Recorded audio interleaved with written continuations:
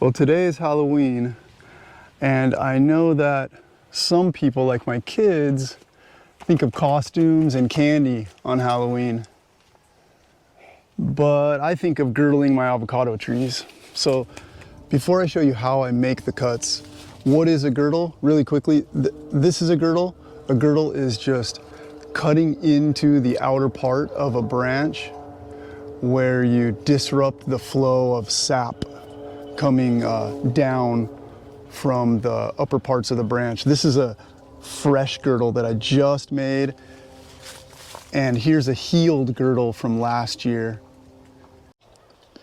Why girdle?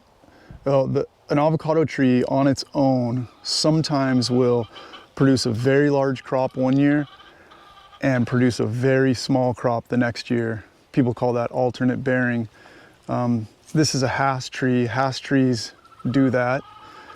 And so girdling is one way to manage or even out that alternate bearing. I've already chosen which branches to girdle on this tree and painted them white. And mostly I've chosen upright branches because remember that girdling is going to cause that branch to flower and fruit heavily. And so you've got to have a strong branch that's not too horizontal to carry all the way to that fruit. If you want to girdle a more horizontal branch, for example, I girdled this one last year and it's fairly horizontal.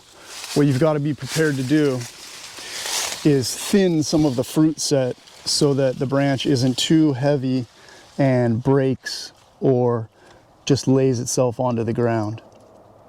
So in general, more vertical branches are ideal for girdling. And then lastly, how much of the tree do you want to girdle? It's usually roughly 50% of the canopy. So I've got a branch here that I'll girdle, a branch there that I'll girdle, that one, this one. It might be 2, 3, 4, 5 branches, depending on how many like scaffold branches you have on your tree and how big the branches are. But if you girdle too much of the tree, it can severely stunt or even kill the tree. And if you don't girdle enough, well then you're not going to get enough flowering and fruit set to make it worth your while. So I aim to have about half the tree girdled. And one last thing before we start doing some cuts, which tools to use. I've played with different saws, different tools, and what I've been using for the last few years has been really effective and simple. And I took this from Sam Garibay at Brokaw Nursery. They're just Sawzall blades, and you want different tooth sizes according to the diameter of branch. So I just have it marked.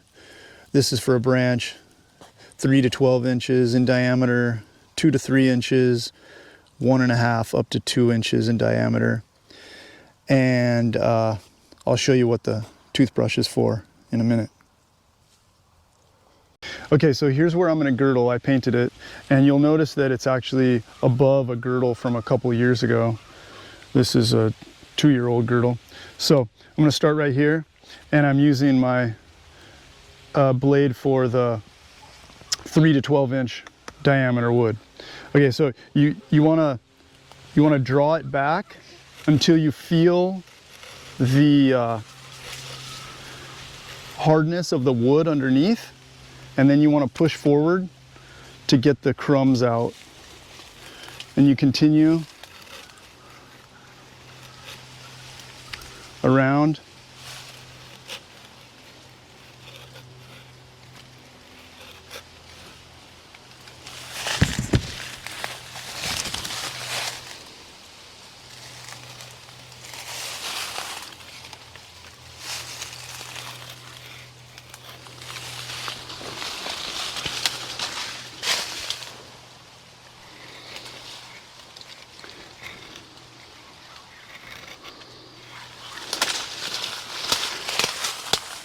Then I'm going to start over here.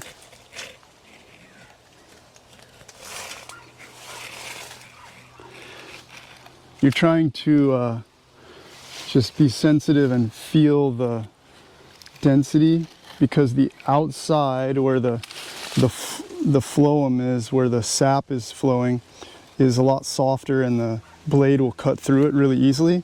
And then just underneath is the wood, which is a lot harder. And so you can kind of feel with your blade the hardness underneath. Okay, you can use the tip to get the sawdust out more completely. Also, that's why I keep the toothbrush with me. I find it easy to just rub it with the toothbrush to clean the sawdust out, because then you can see really easily whether or not you've done a complete circle. And you do want to do a complete circle all the way around. You don't want to leave a gap, because if you leave a gap, you haven't done a girdle. You've only done a partial girdle, and the effect on the branch won't be there. So you want to try to look into your cut and see if you've missed any spots, like if any of the spots aren't deep enough,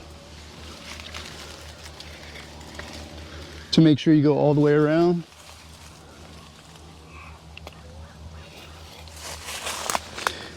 And after you're sure about that, I'm just going to clean it out real fast.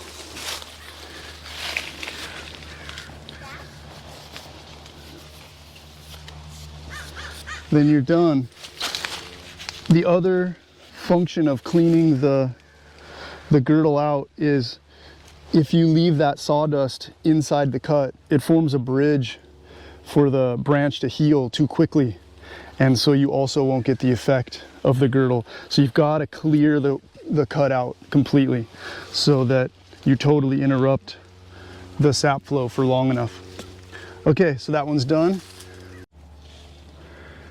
Now I'm sure you'll figure out what works best for you, but sometimes it's easiest for me if I start a girdle with my arm under the branch and I'm pulling this way. And so I'm getting started like this,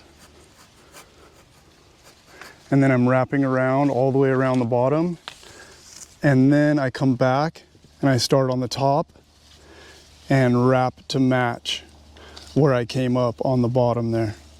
Sometimes that's the easiest way to do it. So there's that one all finished. I brought it down here and then I started here to match, and it's all done with a pretty clean connection over there. That technique often works for me. In order to check your depth, especially on your first cut, if you're not sure you're going deep enough, or if you're maybe concerned that you're going too deep, you can cut out a little piece called a window to